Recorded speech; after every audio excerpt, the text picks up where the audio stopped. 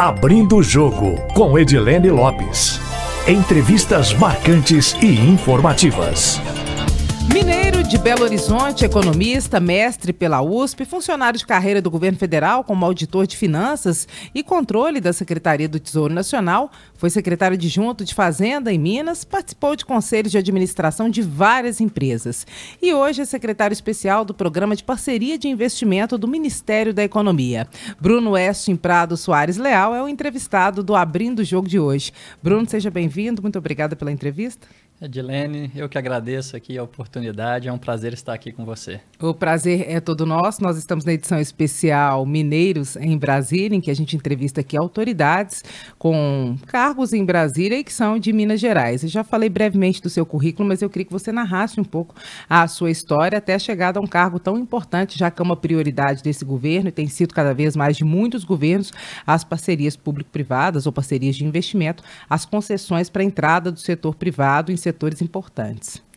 Bem, sou natural de Belo Horizonte, com uma família também concentrada pelo lado da minha mãe no sudoeste de Minas, em Passos, e do meu pai em Teoflotone, né? Tchotchó, no nordeste de Minas. Fiz economia na UFMG e desde sempre tive esse lado com a visão de análise econômica e para as políticas públicas. Então, felizmente, consegui ingressar aqui numa carreira de serviço público no Tesouro Nacional, onde eu pude, então, aplicar meu conhecimento e aprender cada vez mais. E acho que, assim, pouquinho a pouquinho, a gente vai aprimorando as nossas políticas públicas no Brasil. De forma geral, como é que é o posicionamento do governo atual nesse setor das parcerias público-privadas, de investimentos? Quais são os projetos prioritários? Depois eu queria que você focasse em Minas Gerais. Pois bem, acho que a visão do governo e que tem se colocado isso como uma agenda de Estado é que as concessões e as parcerias público-privadas são um instrumento em que garante uma sustentabilidade do investimento. Então, é uma alternativa boa para a gente fazer contratos de longo prazo, bem desenhados, para que isso entregue infraestruturas e serviços públicos adequados à população. Tá? Em termos de prioridade, assim, nós temos uma ampla carteira no programa de parceria de investimento, com muitos projetos. Essa carteira é dinâmica à medida que entram projetos e saem projetos o tempo inteiro, a cada reunião do CPPI, e ela é muito diversificada hoje. Tá? Então, hoje temos prioridade, se for focar em Minas Gerais, aí temos a prioridade de entregar finalmente a concessão do metrô de Belo Horizonte. Temos a privatização da Ceasa Minas, a rodovia 381, a BR-381, né, que liga o Sudeste ao Nordeste, saindo de Belo Horizonte, em Minas Gerais, até Governador Valadares, então é um importante eixo. Temos outras prioridades também em entrega federal, né? Recentemente foi feita a desestatização da Eletrobras, agora estamos finalizando os estudos do Porto de Santos para protocolo no TCU, enfim, é uma carteira bastante ampla. Em Minas Gerais, dessas todas listadas por você, o metrô de Belo Horizonte, a licitação de fato vai sair agora em setembro? Ou pode ser que não? Porque passou pelo TCU recentemente, né? Passou, teve um acórdão favorável no Tribunal de Contas da União. Foi o último passo que a gente chama da governança nessa estruturação do projeto. Então, agora estamos em ajustes finais e devemos publicar o edital da licitação em setembro. Meados de setembro, terceira semana ali de setembro, mais tardar dia 23 de setembro.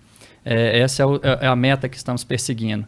A partir da publicação do edital, teremos condições de fazer o leilão aí com cerca de 90, 100 dias a partir do edital. Então, a gente está falando ali de um leilão em novembro, dezembro deste ano. E depois do leilão, o que é previsto de melhorias logo no ano de 2023? Tem, não tem? Quanto tempo dura esse projeto?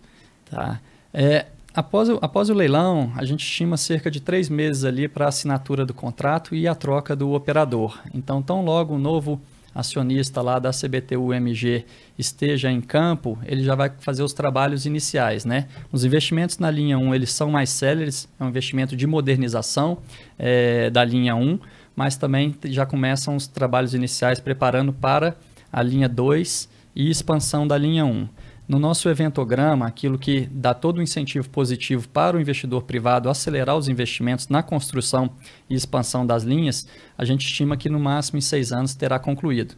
Só que acreditamos ainda que ele terá todo o incentivo para acelerar as obras. E nesse primeiro ano, o usuário vai sentir alguma diferença? É o que? Ar-condicionado, sinalização? O que muda? Na modernização da linha 1, certamente irá sentir a diferença, principalmente ali também em acessibilidade, né? Hoje, acessibilidade para o metrô e também conforto. Wi-Fi gratuito? Isso tem previsto ou não? Ou isso quem depois decide é a empresa que assumir a administração? Está previsto uma melhoria de forma geral. Assim, o detalhe, se o Wi-Fi é gratuito ou não, tem que entrar muito no detalhe ali do projeto. Eu fico perguntando isso porque o pessoal fica ouvindo e fala, nossa, será que vai ter isso? Será que vai ter aquilo? Ar-condicionado terá mais conforto.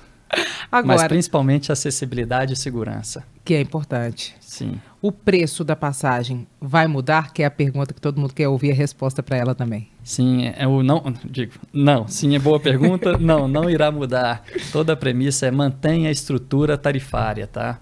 Por pelo menos um ano ou tem um período maior? Não, a estrutura tarifária, as premissas toma a tarifa tal como ela está hoje e faz a projeção da estruturação. O que ocorre ao longo do tempo são reajustes de atualização monetária, tá? Não em decorrência de mudança porque ensejou a privatização, não.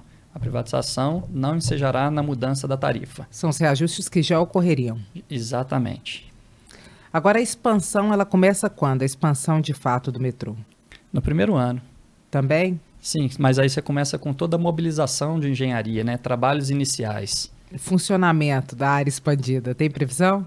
A partir do 6º ano ela estará em operação completa. Então, a partir do 6º ano é a previsão para o início do funcionamento da expansão. Da operação completa, isso. E 381? É eterna 381, que desde quando nós nascemos alguém discute a duplicação da BR-381. Sai ou não sai? Sai. A BR-381 ela é de fato uma prioridade. Tivemos aí 2 editais publicados que tiveram que ser cancelados e o projeto passou por uma revisão recente, né?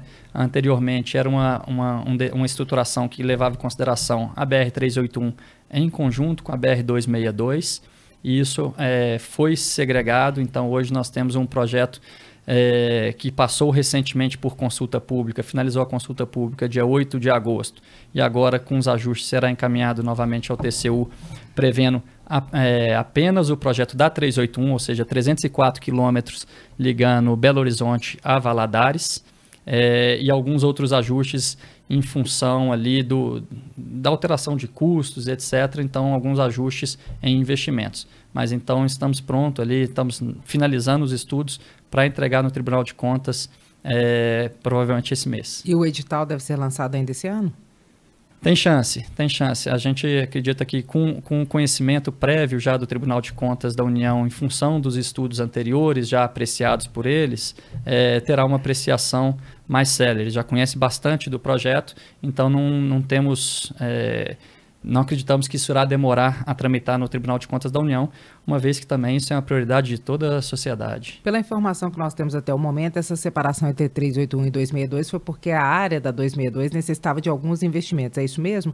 E serão investimentos do governo federal ou tem previsão de algum investimento que também é do governo federal, mas que seria proveniente do acordo de Mariana? Porque muito se falou sobre essa possibilidade, né? Sim, está se falando dessa possibilidade para alocação na rodovia 262. Já na rodovia 381, essa segregação partiu também de um diagnóstico de que as duas rodovias junto elevava bastante o risco ao setor privado pelo enorme volume de investimento necessário ali. E nós não temos hoje um ambiente com um excesso de prestadores de serviço nessa área para operação que pudesse tomar esse risco tão elevado. Então, a segregação, ela mitiga muito do risco e aí a gente acredita numa viabilidade no certame. Para fazer um balanço geral em relação à BR-381, tem algum trecho que já foi concedido e duplicado? Ou alguns trechos foram devolvidos? O que já aconteceu ao longo dos últimos anos na BR-381? Ao longo dos últimos anos foram realizadas contratações de obra pública. Então, é uma prestação de serviço de ampliação, duplicação para a operação do setor público. Diferente agora da concessão, onde a gente faz a concessão para construção, ampliação e manutenção da rodovia por um período mais longo de 30 anos. Então, isso, um responsável privado entra para fazer toda a gestão. desde o investimento até a operação depois. E não é simplesmente uma prestação de obras. O que teve até agora foi só obras. Só obras. Agora tem um trecho que é complexo ali, para você que também é de Belo Horizonte, Sabará, Caeté, que tem desapropriações que seriam muito caras. Vai duplicar aquele trecho ou no fim das contas ninguém vai querer ou mudar o modelo, desistir de duplicar aquela parte? É importante a intervenção naquela área para o funcionamento da 381, então isso está previsto no projeto. Então vai ter duplicação ali também? Vai ter as intervenções ali necessárias da engenharia para poder funcionar toda a concessão da 381. Que não necessariamente é uma duplicação, pode ser outro tipo de obra? As próprias desapropriações, tudo que é necessário para fazer a intervenção ali para poder funcionar. Então tem duplicação, tem intervenção e ali a gente tenta desengargalar a rodovia. Na melhor das hipóteses, se esse edital for publicado nesse ano, quando é que as obras começaram e por onde começariam? Há uma previsão de por onde começar? É uma determinação do edital ou não? Via de regra, uma vez publicado o edital, a gente consegue ali com 100 dias, 90 dias fazer o leilão, tá? E aí a partir dali mais uns 3 meses para assinatura de um contrato. Então fazendo o edital esse ano, meados do ano que vem já tem algum novo operador da rodovia podendo fazer as mobilizações de obra. E quem ganhar, ganha tudo? Sim, 381. Não é fatiado? Não é fatiado. É a concessão e operação da rodovia como um todo. Essa é uma grande diferença quando você faz a licitação de obras em trechos, onde diversos prestadores de serviços diferentes fazem as intervenções em trechos diferentes, com qualidade diferente, com insumos diferentes. E na avaliação de vocês agora vai ser atrativo ou a BR-381 continua sendo considerada aquele BO que sempre foi, rodovia da morte, muito difícil, com muitas desapropriações? É interessante? Não, a rodovia ela é super interessante, é uma rodovia muito importante na logística do país e também no tráfego da população em geral, né? Então é uma rodovia bastante interessante.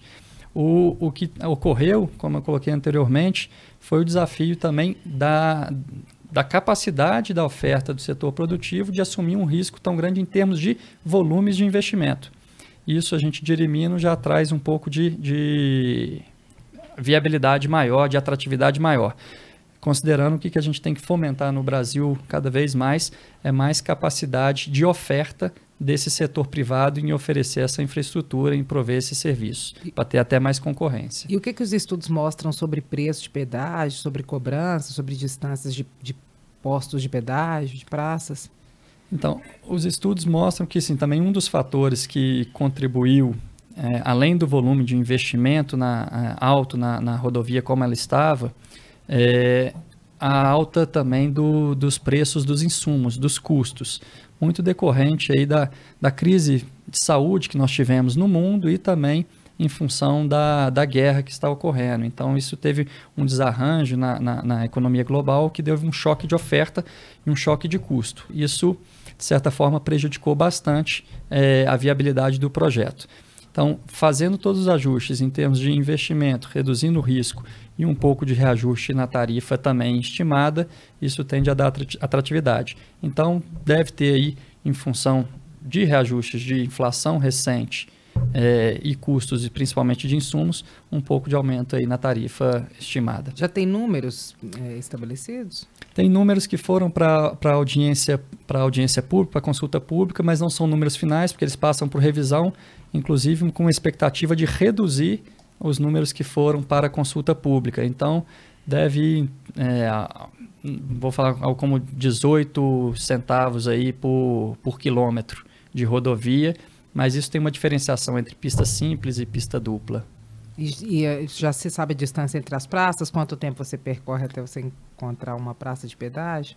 Elas variam entre elas. As distâncias não são iguaizinhas, como a gente às vezes costumava falar que são de 70 e 70 quilômetros. Mas no caso da 381 tem diferença entre as praças. Umas praças com quilometragem menor e outras maiores. E a tarifa nas praças de pedágio, elas irão variar em função disso. Por quê? Porque a tarifa no pedágio ela tem que refletir o quilômetro rodado. Então, por isso, da estimativa do leilão ir com uma tarifa por quilômetro. Então, se tem uma praça de pedágio com uma quilometragem menor, a tarifa vai menor. Se tem uma distância maior, então a tarifa nominal paga, percebida pelo usuário maior. E a concessionária pode começar a cobrar pedágio a partir de quanto tempo, a partir de que obras realizadas? Como é que vai ser? Isso tem a previsão no contrato das obras mínimas, inclusive da instalação das praças de pedágio, e aí em função também, que é todo um incentivo para que ocorra duplicação. Então, enquanto tiver pista simples, ela cobra uma tarifa, a partir da duplicação que ela terá direito a uma revisão da tarifa maior, cobra uma tarifa de pista dupla. Diferente de contratos anteriores que não tinham essa previsão e não davam incentivo ao concessionário privado em perseguir a obra de duplicação quanto mais rápido.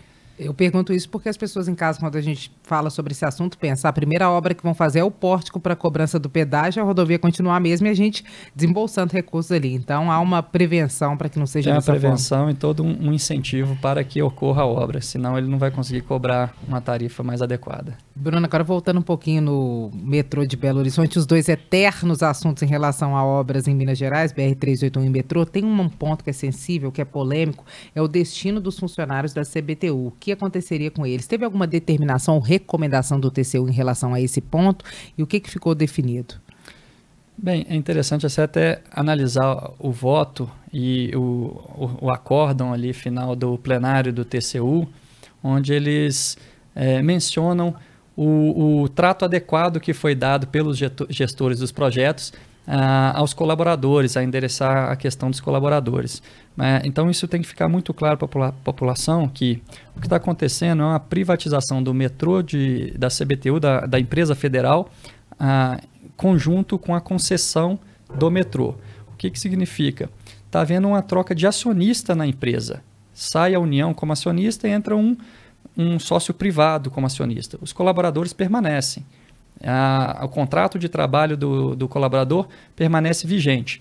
Para dirimir a ansiedade e permitir uma transição suave entre acionistas controladores, foi previsto pelos gestores e acatado pelo Tribunal de Contas da União, fixar uma estabilidade no contrato, uma obrigação contratual de estabilidade de 12 meses para demissão contra justa causa. Então, está assegurado aos trabalhadores lá hoje uma estabilidade de 12 meses. E o que nós prevemos, assim, nos estudos, o que os estudos estimam, é que com a entrada da linha 2 haverá necessidade de contratação de funcionários. Isso por quê? Porque 24% da força de trabalho hoje na Praça de Belo Horizonte, nos próximos 2 anos estarão aptos a se aposentarem. Então haverá uma necessidade de substituição dessas em função da construção da linha 2 e da expansão da linha 1, que irá aumentar a capacidade de passageiros. De outra sorte, não teria nem a substituição desses empregados no momento que eles fossem a aposentar. Então, há, de fato, com o investimento, uma geração de emprego, tanto direto na companhia quanto indireto. Já se sabe o volume de contratações para obras na linha 2? Olha, contratação da obra, isso é muito em função do privado. E no Brasil nós temos diversas metodologias diferentes de estimar quantos empregos são gerados para a obra em função do investimento.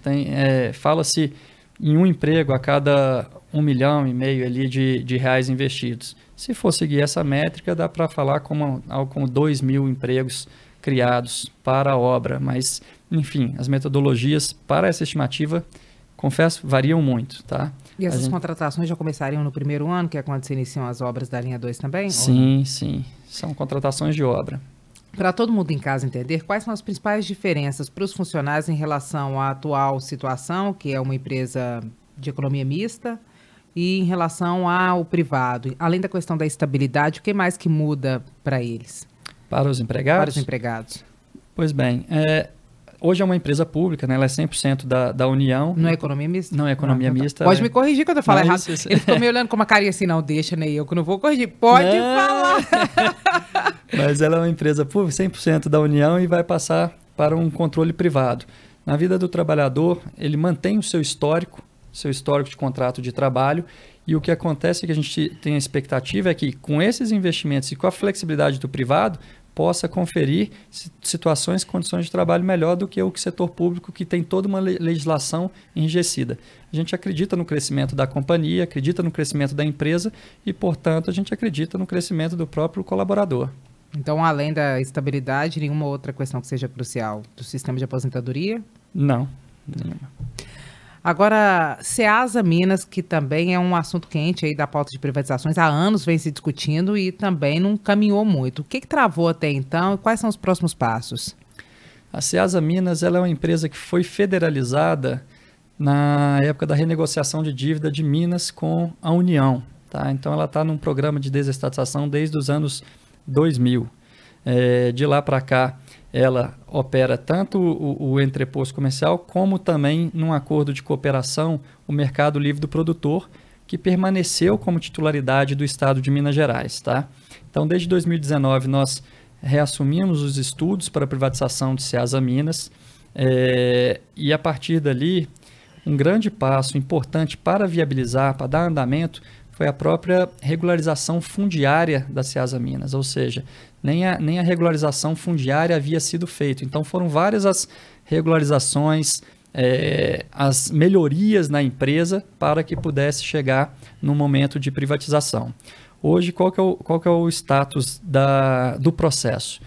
Os estudos já foram apreciados pela área técnica do Tribunal de Contas da União, já foram encaminhadas para a relatoria, para o ministro relator, e já também praticamente pronto para apreciação em plenário. Semana passada ela chegou a entrar no plenário e saiu da pauta, mas então, diante disso, a gente vê como uma sinalização que logo deve voltar para uma apreciação em plenário. E aí o importante destacar dessa privatização é que com a venda do controle da Ceasa Minas, nós conseguiríamos fazer, em conjunto ali com o Estado de Minas Gerais, a transformação da prestação de serviço no Mercado Livre do Produtor, que hoje é por um acordo de cooperação precário com a Ceasa Minas, em um contrato de concessão de uso, por um largo período, por um período mais longo, 30 anos, o que vai permitir investimentos de cerca de 27 milhões na melhoria do Mercado Livre do Produtor, ao passo que até hoje a gente não conseguiu esses investimentos da forma como é prestado hoje. Então a gente faz esse movimento para melhorar, inclusive, a prestação do serviço lá para os pequenos produtores que fazem a entrega lá dos seus hortifrutigranjeiros na Ceasa. Passando pelo TCU, os próximos passos quais seriam e ocorrem em que prazos? Eventuais ajustes advindos do TCU, que a gente acredita já acompanhando o trabalho da área técnica, que é mais uma instância de governança nos processos, que sempre adicionam qualidades, são ajustes nesses estudos, com uma apreciação pelo Conselho do PPI, publicação do edital, leilão e assinatura de contrato. Então, ano que vem? Provavelmente esse ano a gente, se dependendo quando sair do Tribunal de Contas da União, ainda dá para fazer leilão. Mas no mais tardar no início do ano. Recentemente, nós tivemos novidades em relação a aeroportos em Minas Gerais e uma leva com aeroportos de outras regiões do país. Quais foram esses aeroportos e agora quais são os próximos passos? Foi em agosto, teve o leilão da 7ª rodada de aeroportos, que eram administrados pela Infraero, e um dos blocos, onde tinha capitaneado pelo importante aeroporto de Congonhas, constavam 3 aeroportos de Minas Gerais, Uberaba, Uberlândia e Montes Claros. Então, esses aeroportos, em conjunto de Congonhas, foi concessionada, a concessionária espanhola AENA foi a licitante vencedora do certame, e o que a gente prevê ali nos estudos é cerca de 920 milhões de investimentos para esses aeroportos em Minas Gerais, porque o bloco como todo eram algo como 5 bilhões, então 900 em Minas Gerais. E os próximos passos agora, com a homologação do resultado, é a assinatura do contrato com a concessionária ainda esse ano. Isso significa que novidades podem ser sentidas também em Minas Gerais nesses aeroportos no ano que vem? Sim, certamente. Com a concessionária, ela também tem todo o incentivo já para começar a fazer as melhorias obrigatórias já previstas em contratos, em termos de segurança de pista, qualidade para os terminais de passageiros. Tem outros aeroportos em Minas, em outros lotes, para serem concessionados? Depois dessa 7ª rodada, ficou remanescente apenas o Santos Dumont para ser concedido. No Rio. De aeroportos que ainda não foram. Então, ele será concedido junto com o Galeão, que entrou num processo de relicitação, e será a última rodada de aeroportos administrados pela Infraero. Então, em termos de aeroportos administrados pela Infraero, aeroportos federais, em Minas Gerais já foram todos concedidos. E o que acontece com a Infraero depois que todos os aeroportos forem concessionados? Ela vai ter alguma função específica? Isso ainda não está decidido, né? Isso aí, ela ainda continua operando um aeroporto importante, que é o Santos Dumont. Então, o foco dela hoje é a operação adequada com toda a segurança ao Santos Dumont. Ela passa por uma reestruturação à medida que esses aeroportos são concessionados. Então, com o aeroporto de São Paulo, de Congonhas sendo concessionado, agora uma parte do recurso advindo dessa concessão é para poder fazer o programa de demissão voluntária de empregados da Infraero. Então, a gente tem uma expectativa que um grande número de empregados da Infraero adiram esse programa de demissão voluntária, já promovendo uma grande reestruturação na Infraero. Então, hoje o foco seria a administração do Santos Dumont com uma reestruturação para torná-la cada vez mais eficiente. Voltando um pouquinho em relação à questão da SEASA, uma das principais polêmicas era que discutia-se que o valor para a privatização da SEASA seria um valor subestimado, que seria um valor aquém do que de fato valeria esse investimento, e o outro era o encarecimento do preço dos produtos. Há como garantir que essas duas coisas não vão acontecer ou não? Olha, então é importante fazer a distinção. Como eu falei, tem a privatização da empresa SEASA Minas, que hoje opera o Mercado Livre do Produtor. O Mercado Livre do Produtor será uma concessão de uso, titularidade do Estado de Minas Gerais, e nessa concessão de uso também, o que foi previsto é a manutenção da estrutura tarifária, ou seja, não acarretará, mediante o contrato de concessão, aumento de tarifa aos produtores, tá? Hoje, na SEASA, no entorno da SEASA, operado pela empresa federal, nós vemos grandes lojas atacadistas, onde o preço é livre, não tem uma tarifa regulada pelo setor público, são grandes lojas operando como se estivesse, inclusive, fora do SEASA. É um grande shopping nesse sentido. Houve uma grande questão de preço subestimado, preço inferior. Nós temos bastante segurança na estruturação do projeto, nas camadas de governança e nos fatos que vão ocorrendo ao longo da estruturação. Como eu coloquei, ao longo do processo, desde o início da estruturação, tivemos ali a regularização fundiária, o que muda a percepção do negócio. Então, isso pôde fazer que individualizasse alguns dos lotes e valorasse de forma diferente do que um valor sem uma regularização. Então, é natural que haja ajustes de preços ao longo da estruturação. Esses preços são formados por consultorias independentes, contratadas. No caso, duas empresas de auditoria independentes são contratadas para fazer avaliação e passa por várias camadas de governança. Então, a última, que eu falei, sempre adiciona qualidade técnica, é do Tribunal de Contas da União. E aí, o Tribunal de Contas da União vai sempre perguntando questões e isso vai também ensejando em alterações na precificação do preço mínimo. Isso é só para fazer uma orientação para o leilão, porque no fim do dia o que importa é a concorrência ali no certame, é quanto que realmente o mercado paga na empresa. Beleza. Agora tem um outro assunto também que em Minas Gerais é uma polêmica danada e muita gente aposta que essa concessão não vai ocorrer. Barragem de Jequitaí. Quem é da região conhece muito esse assunto, mas quem não é, não faz ideia. Eu queria que você me falasse do projeto, do impacto do projeto e o que está emperrando essa história até hoje. Tá certo. É um perímetro de irrigação, né? Então, para fazer funcionar esse perímetro de irrigação, é necessário fazer a construção de uma barragem. Para essa barragem, a função dela é regularizar a vazão do rio ao longo do ano, o que permite fazer irrigações nas terras hoje com uma baixa produtividade. Então, qual que é o grande impacto ali? Tornar essa região com uma produtividade agropecuária melhor do que tem hoje. Isso tem um grande impacto social, inclusive o projeto prevê a manutenção para algumas das famílias serem assentadas na região com lotes, com chácaras mais produtivas. Então, é um projeto com bastante impacto socioeconômico para a região, de aproveitamento de terras hoje menos produtivas. E o que acontece? é de difícil estruturação esses projetos, mas nós provamos que é possível fazer. Recentemente nós tivemos sucesso no leilão do Baixio do Irecê, onde também havia uma grande desconfiança da viabilidade, se sairia do papel ou não. Fato é que Baixio do Irecê teve sucesso no leilão e agora renova aí as esperanças, a crença sobre a viabilidade.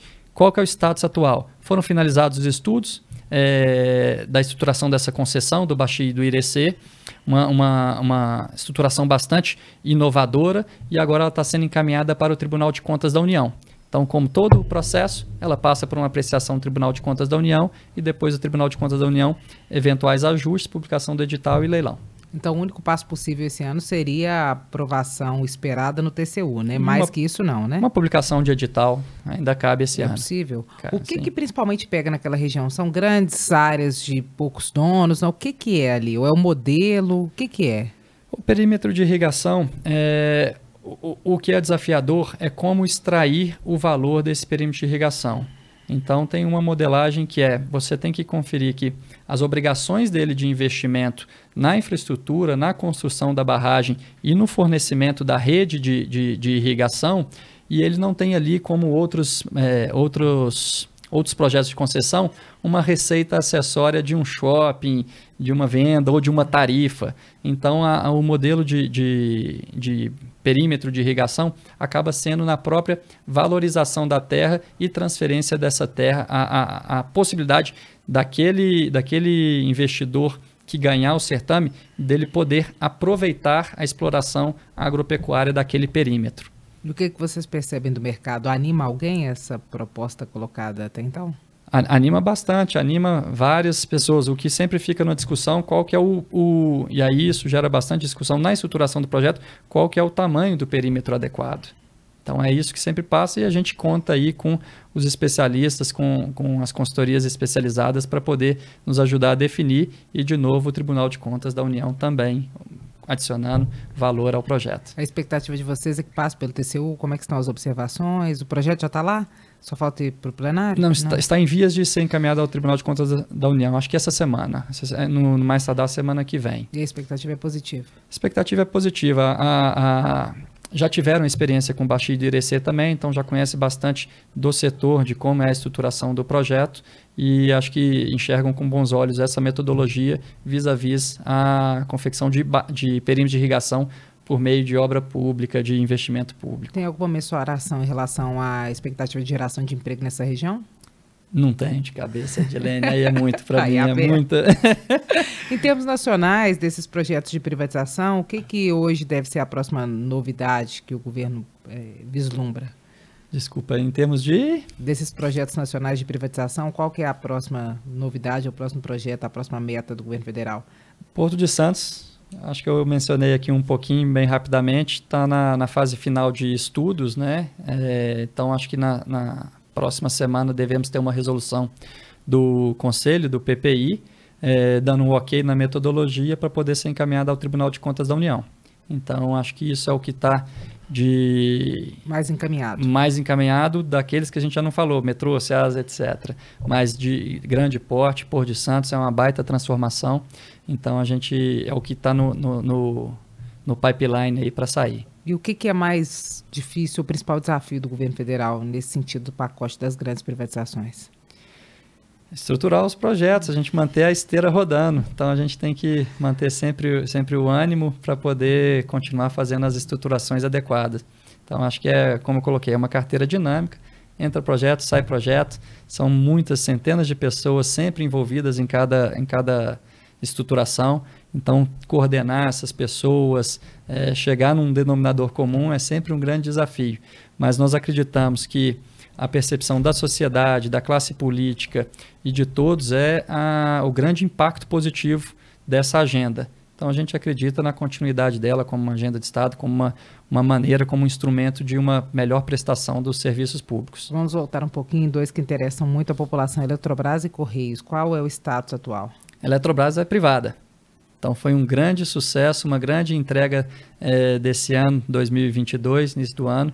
Então, a gente espera aí, vimos a valorização que teve, o patamar que teve a empresa em termos de valor de mercado, E o que isso interessa? Interessa na capacidade dela hoje de investir. Então, é uma empresa muito mais robusta para poder fazer os investimentos que hoje o setor energético necessita aqui no país. Correios, então, bem sucedida a avaliação do governo federal. Muito bem sucedida, muito bem sucedida. Um grande sucesso. Eletrobras. Bastante orgulho também de ter feito parte desse processo. Correios. Qual que é o status dos Correios? Correios foi enviado um projeto de lei para o Congresso Nacional, apreciado na Câmara, aprovado na Câmara, e hoje o projeto de lei está no Senado.